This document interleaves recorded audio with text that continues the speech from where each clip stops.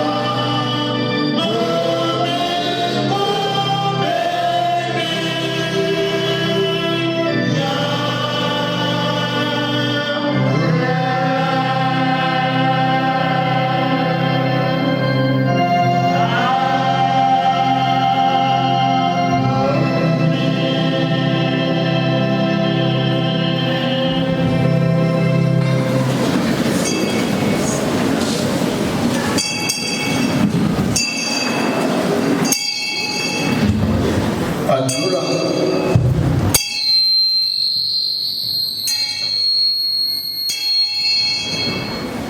Àdúrà fún wa wá.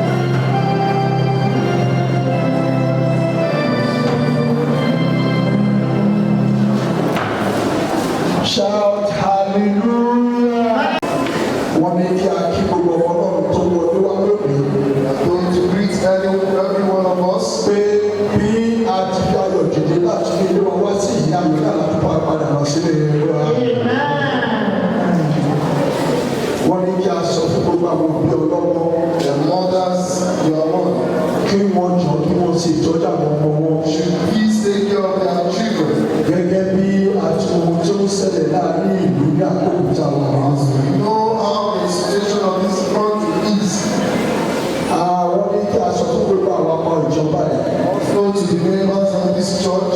Pé kí a jọ kí a fún àwọn àlejò láyè. And we should please welcome our visitors and guests among us. Ó ṣe é ṣe kí àwọn pàtẹ́lẹ̀ ní àǹfààní àti jòkó ṣùgbọ́n kí àwọn àlejò kí wọ́n jòkó. Please allow them to sit comfortably. Pàápàá jùlọ àwọn àlejò ní àríwá tí ó jẹ́ pé wọ́n ní ohun èlò náà lọ́wọ́. Also the vessels and the ministers of God. Wọ́n lè pẹ́ kó tó wọlé ṣùgbọ́n ẹ̀fọ́ láyè fún wọn jòkó níbi tí wọ́n ti lè ṣe iṣẹ́ wọn. As they are coming, please give them space to sit and do their work. Wọ́n ní kí a bá ọ̀gágẹ́rùkù sọ pé bí a ti sọ̀rọ̀ lọ́wọ́lọ́wọ́ báyìí. Ọ̀sẹ̀ náà àwọn ọmọ rẹ̀ níṣẹ́ lọ sáré ìlú kò sẹ́ni tó gbọ́dọ̀ wọ́n tá a ní ìlú gbogbo ẹni tó bá wà nínú ìlú fún ọwọ́ ní àdúrà wọn. Also to the head of ushers, we should tell the ushers to chase every one of us to the auditorium for service. Wọ́n ní tí a bá rí ẹni tí ó kàn án ní lásánlá ní ìlú kí wọ́n lé ewé ilé pé kó wọn láàdúrà tí ò bá fẹ́ wọn láàdúrà kó máa lọ sí ilé. If there is anyone roaming about during the church service, please tell such person to come inside for service. Wọ́n ní kí a fi ẹ̀rọ ìbánisọ̀rọ̀ tí ó wà ní ọwọ́ wa ká fi lù ìfọ̀ Ọlọ́run. Please, we should honor God with our mobile phones. Bí ó ti wà ní ọwọ́ wa, bí àwọn bàbá wa ti fẹ́, wọ́n ní bí a bá rí pé à ń retí ìpè kan, bóyá irú ìpè bẹ́ẹ̀ lè fẹ́ wọlé nígbà tí a wà nínú àdúrà. Bí àyè ò bá pọ̀ fún wa láti múná kúrò ní ojú rẹ̀ ká mú lọ sí ìlú rẹ̀. If you are expecting an important call, you know you can switch it off. Please diligently put it on silent mode. Àwọn bàbá wa ní kí aṣọ fún gbogbo ọmọ Ọlọ́run tó wọlé wá lónìí. Pé ẹni tí Ọlọ́run rán fún ìpilẹ̀ṣẹ̀ ìjọba tí a wà nínú rẹ̀ yìí. Ohun tí ó bá wọn sọ ni wípé ní ìlú yìí níbikíbi tí a lè wà kò gbọ́dọ̀ ṣe ariwo. Torí ágẹ̀lì tó bá wọn wọ̀ nígbà wá, ó sọ fún ọ pé òun ò fẹ́ ariwo rárá. This is a warning from the founder of this ministry that the angel of God that brought him to this mountain said there should be absolute silence. Ìdí àbẹ̀wò gbọ́dọ̀ tó wọlé lọ ní ilé àdúrà bí àbí ìgbàta bá ń lọ sílé wa kó má ṣe ariwo rárá. Please, we should maintain absolute silence during the service or while we are going home to our home. Wọ́n ní ẹni tí àwọn bàbá wa bá fún láṣẹ lónìí láti lè bá wa sọ̀rọ̀ Ọlọ́run. Àwọn bàbá wa ní ìwé ẹni bẹ́ẹ̀ ló ní àṣẹ lórí gbogbo tí a máa ṣe ká tó gba rẹ̀ sílá lónìí. The principal our father has assigned us tonight preacher is the one to coordinate the altar. Wọ́n lè ní ká sọ fún ẹnikẹ́ni tí àwọn bàbá wa bá fi ẹ̀rọ nínú láti sọ̀rọ̀ náà. Pé lẹ́yìn ìgbà tí ó bá parí ọ̀rọ̀ náà, àjọ náà sì ń tẹ̀síwájú kí ó bá ìjọ ṣe àkóso lójú ẹ̀ fún ìtẹ̀síwájú àjọ náà. For the progress of this service, the minister of God who is going to preach to us will help us in one reason. Gẹ́gẹ́ bí ìṣe wa nínú ìjọba yìí. According to our acts in this ministry. Ọjọ́ náà yóò jẹ́ Friday àkọ́kọ́ nínú oṣù tí a wà nínú rẹ̀. Tomorrow is the first Friday of this month. Ìdí èyí ní ọjọ́ Friday yẹn a máa ń ṣe anointing service. There is always an anointing service on this mountain every first Friday. Ẹ̀sìn yìí ó máa bẹ̀rẹ̀ ní aago mẹ́wàá ní àárọ̀. By 10 a.m. in the morning. Wọ́n ní ká sọ fún gbogbo ọmọ Ọlọ́run tó bá ní sí ọ̀gá láti wá sí ẹ̀sìn aago méjìlá lọ́la. Kó yí padà aago mẹ́wàá lọ́la máa sí ẹ̀sìn náà. Ẹ̀sìn aago mẹ́wàá la máa sí lọ́la títí di àkókò tí ẹni tó bá wá níṣẹ́ àfi parí rẹ̀. Whoever that is willing to join us for the afternoon service, no afternoon service. The service for tomorrow commences by 10 a.m. in the morning. Ní ọjọ́ anointing service, a ò sí ẹ̀sìn àárọ̀. Ìdí èyí ní wákàtí àárọ̀ tí ọ̀la ó ṣeé ṣe kí a má sí ẹ̀sìn. Ṣùgbọ́n tí àwọn bàbá wa bá tún kọ̀rẹ́tì ẹ̀, ibi tó bá kọ̀rẹ́tì ẹ̀ sí, a máa dúró sí. Ṣùgbọ́n gẹ́gẹ́ bí ìṣe wa ẹ̀sìn àárọ̀, ẹ̀sìn àfẹ̀mọ́jà àárọ̀ yẹn kò sí lọ́la. The morning service of 5 o'clock a.m. will be off. We only have the service by 10 a.m. tomorrow. Gẹ́gẹ́ bí àtibáwa sọ ẹjọ́, àwọn ọ̀rẹ́ tí a ní nínú ìjọba ìwọ́n pọ̀ wọ́n dẹ̀ yí wa ká. Ìdí èyí a ò ṣe bẹ́ẹ̀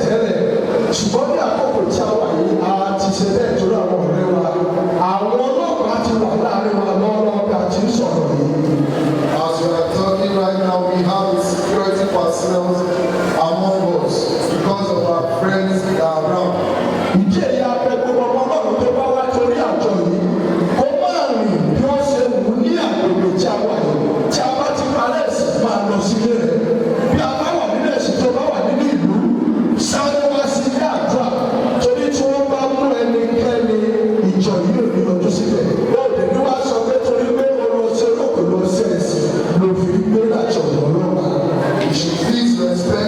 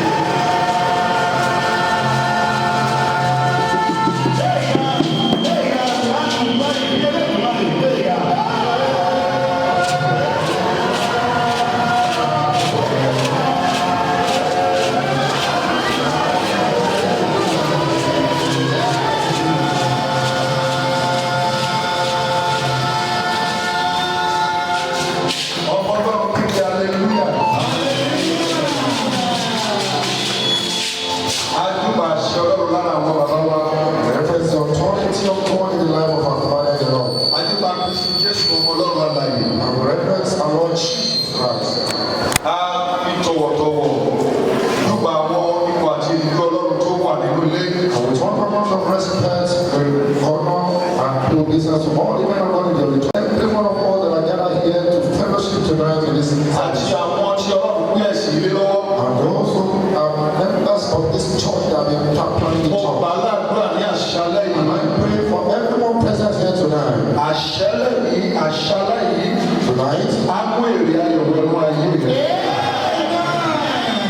Bring a good reward into your life in Jesus' name. Iṣẹ́ tàbí iṣẹ́ àwọn àpọ́sítélì orí méje ṣoṣo tí etí kàbá ìgbé. The act of apostle. Ẹ̀mí Olúwa ta Fílípù ní ìgbàgbé kó ta ọ̀wọ́ kẹ̀kẹ́. The Spirit of the Lord take up Philip to join the chariot. Bíbélì sọ pé Fílípù bẹ̀rẹ̀ sí sọ̀rọ̀ wá láti ìgbà tí Mósè. The Bible said that Philip began to narrate the story right from the time of Moses. Ohun tó fà á ni pé The reason is this. ẹni tó gun kẹ̀kẹ́ sọ pé And the person among the chariot. bóun tilẹ̀ ń ka ìwé Even though he was reading the Bible, òye rẹ̀ kò yé òun. he could not comprehend it. Ó mọ̀ pé wòlíì ló kọ ìwé yẹn. I know that the passage was written by prophet Ó Isaiah. bẹ̀rẹ̀ pé títà ni wòlíì ní sọ. Then ask of who is this prophet talking about? Ìjọ wa sọ ti ara rẹ̀ Was he talking about himself? àbí tẹ lòmínà. Or he was talking about somebody else? Olúwa lo Fílípù láti ṣe ìtumọ̀ ọ̀rọ̀. And the Lord used Philip to interpret the word to him. Fílípù darí arákùnrin yìí padà sí ọ̀dọ̀ Kristi. And Philip directed him back to the Lord Jesus. Ó tó jáde lẹ́nu rẹ̀ ni pé What emanated from his mouth, níbi tí mo gbọ́ ẹ̀kọ́ yìí dé. where I have been taught about this, Kí ló tó dá mi dúró láti ṣe ìtẹ̀bọmi? what is stopping me to be baptized? Ohun tí mo fẹ́ yọ níbẹ̀ ni pé And my point out of this story is kéńté bí Fílípù ṣe gbọ́ ẹ̀kọ́ yẹn tán. after Philip delivered it, Ó ṣe ìrìbọmi. he did baptism. Fílípù kúrò níbẹ̀. And Philip departed that spot. The spirit of God is a spirit of specific. Ẹ̀mí Ọlọ́run jẹ́ ẹ̀mí pàtó. Tó bá rán ẹni ṣe, this is what you are going to do.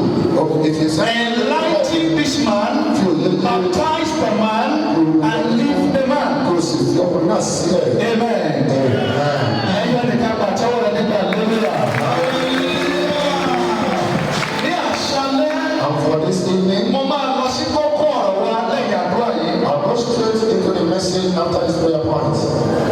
In the book of Ephesians chapter 6 verse 8, the Bible says, praying always in the spirit. Ìbéèrè sọ wípé máa gbàdúrà nígbà gbogbo náà yìí. Àdúrà ẹ̀mí yìí ni pé ká má bèrè owó, ká má bèrè àmọ́ ká má gbà Ọlọ́run fi okun ẹ̀mí fún wa kí a lè dé ìjọba. The essence of all you pray that God should strengthen you to get to heaven. Kí Ọlọ́run kó mú ipá àti èrò rẹ̀ ṣẹ láti ara wa wá. That God should fulfill his part and his thought is right. Spiritual prayers are prayers you pray for spiritual empowerment. Àdúrà ẹ̀mí ni àwọn àdúrà tó ń gbà. Níbi tó wà yìí, bá Ọlọ́run sọ̀rọ̀. When you are right now praying to God, Olúwa fi ọ̀rọ̀ ìjọba sí mi lọ́kàn. oh Lord, let your word reign in my life. Fi ọ̀rọ̀ ìjọba rẹ̀ sí mi ní ọkàn. Place the word of your kingdom in Jẹ́ kí me. n rí ìwọ nìkan ní àṣálẹ́. Let me see you alone tonight. Má jẹ́ kí ohun ara mi wù mí. Let not everything pertain to me to please me. Má jẹ́ kí oyè mi bọ̀ wù mí á. Let me not be motivated by my Jẹ́ kó position. jẹ́ kìkìdá ìjọba rẹ̀. Let it be only your kingdom. Jẹ́ kó jẹ́ kìkìdá ọ̀rọ̀ rẹ̀. Let it be only your word. Ní ọkàn mi fẹ́ ní alẹ́ yìí. That my heart desire to have. Gbàdúrà yìí dáadáa. Pray this prayer. Ohun tó ní agbára láti dá mi dúró. That thing that has power to delay me. Àti ẹ̀ṣẹ̀ tí ó rọrùn láti dìmọ́ mọ́. Or the sin that is easily beset me. Olúwa fi ẹ̀jẹ̀ rẹ̀ lé wọn kú lára. Lord, by your blood, set them away from my life. Begin to pray in the spirit. Gbàdúrà fún ẹni.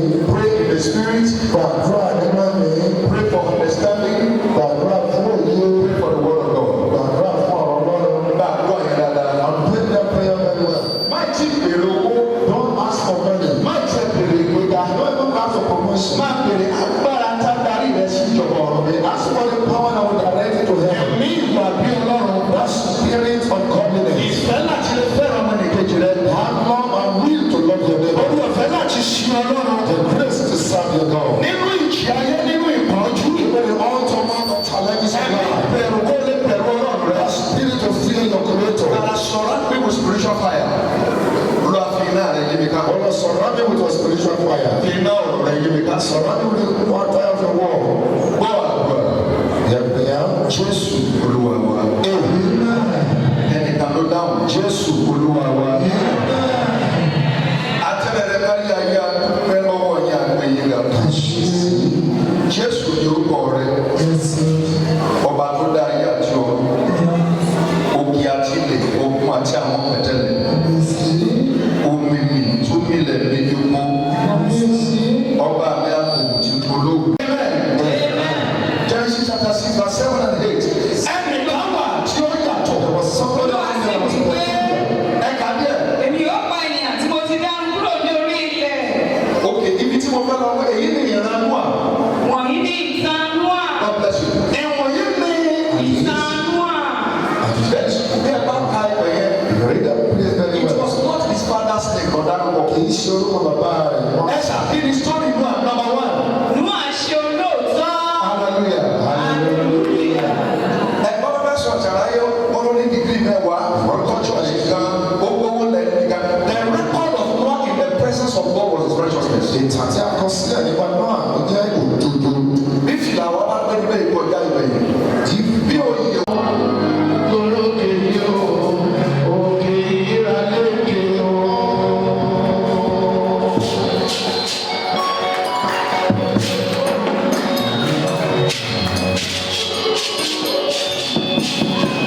Àdàbí ilẹ̀ láti ọlọ́run.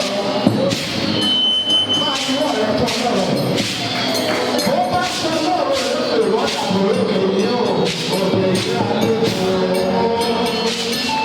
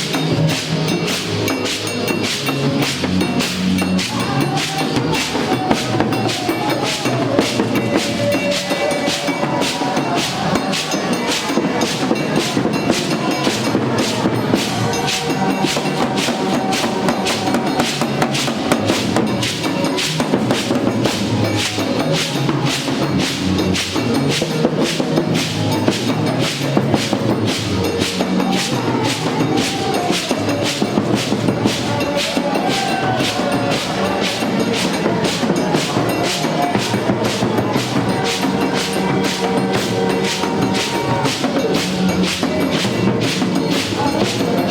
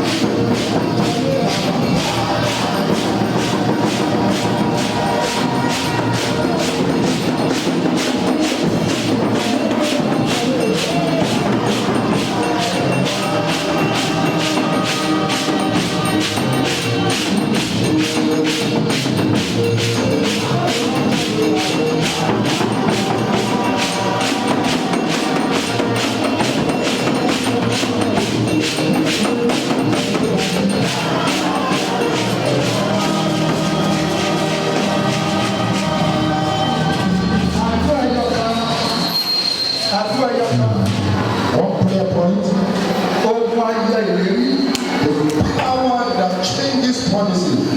tó fi àìgbọ́ràn ilẹ̀ ìlérí ayé rẹ̀. That is making disobedient to the next of promise fail.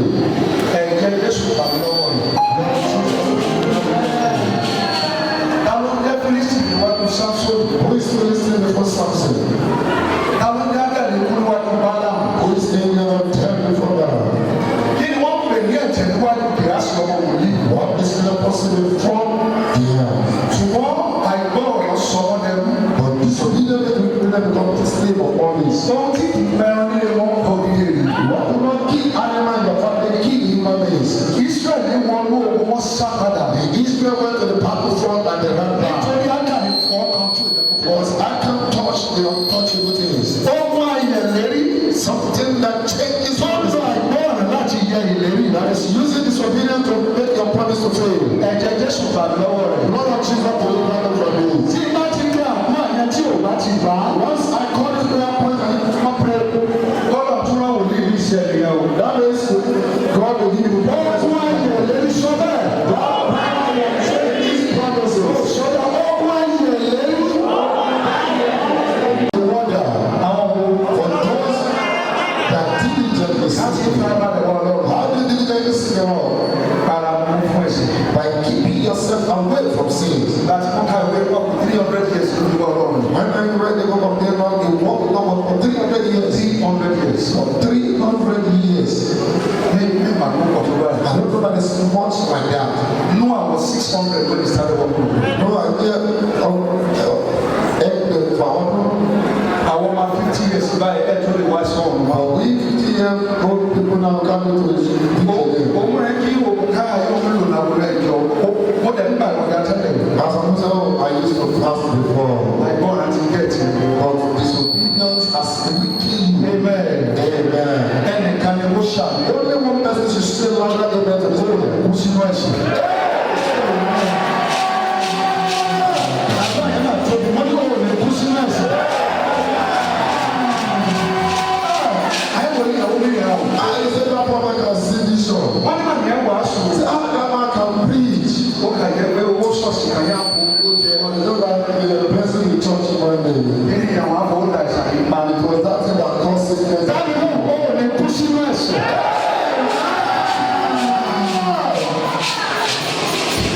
Odo ẹja àṣẹ ọlọ́lọ́. Let's assist. The church is not a destination.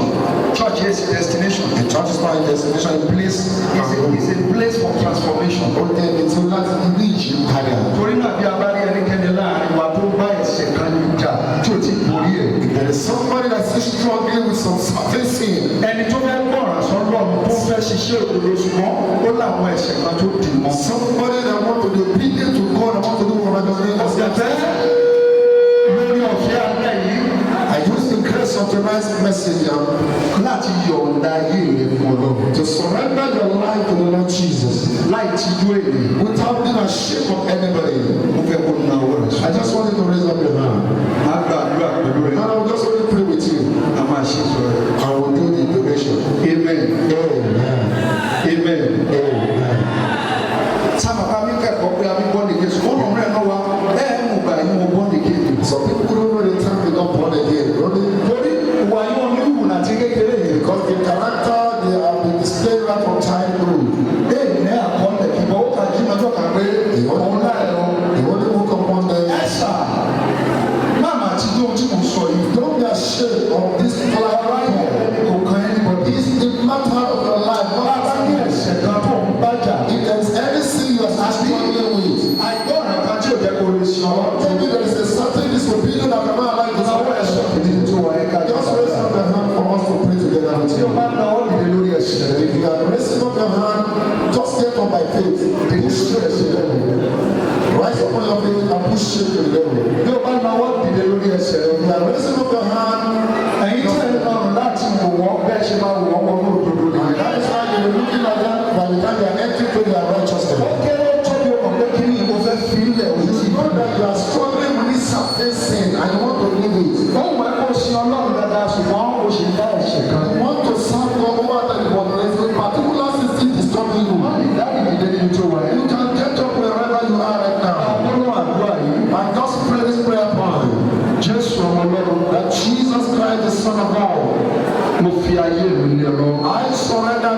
my life to you once again. And I believe you as the Lord. And I believe you as the Savior. And I forsake this sin from my heart. Uphold me with your Holy Spirit. In Jesus' name alone.